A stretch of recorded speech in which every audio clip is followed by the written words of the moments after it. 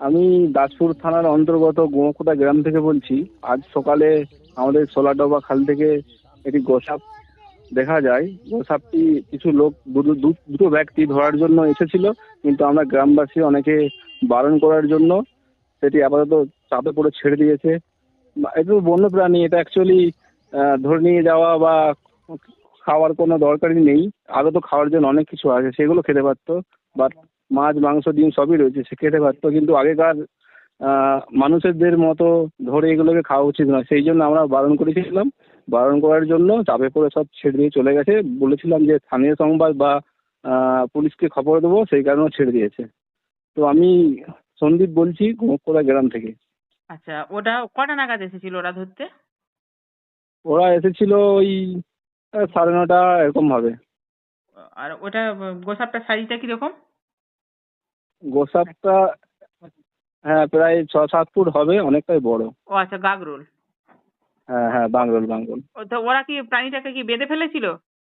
হ্যাঁ, প্রায় বেঁধে ফেলেছিল। প্রথমটা অনেক লোক ছিল না, সেই কারণে মানে কেউ কিছু বলেনি। তারপরে আমরা সবাই যখন একসাথে একজোট হয়ে বলি, তখন তারা চাপে পড়ে ছেড়ে দিয়েছে।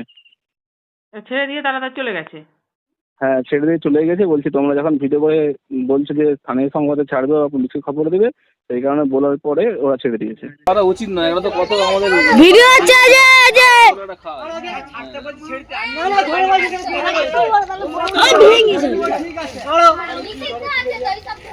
ওগুলো খাওয়ার জিনিস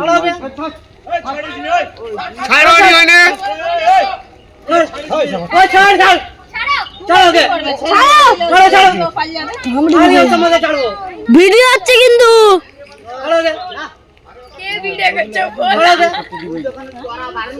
ছেড়ে দেবো তো ওই ফেসবুকে যদি মনে করে।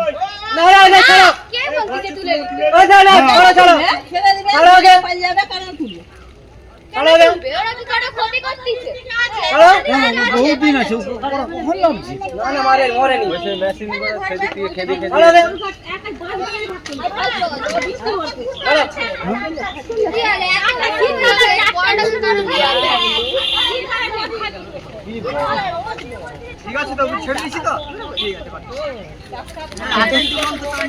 কত কষ্ট করছে পুরো তাড়াতাড়ি।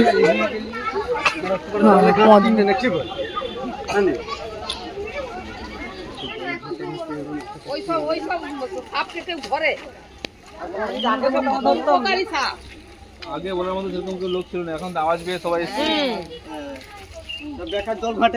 তোমরা তো জানো যে এসব জিনিস এখন ধরতে নেই, জানো না, মানে কমপ্লেন এসছে সব জায়গা থেকে, প্রবলেম হচ্ছে।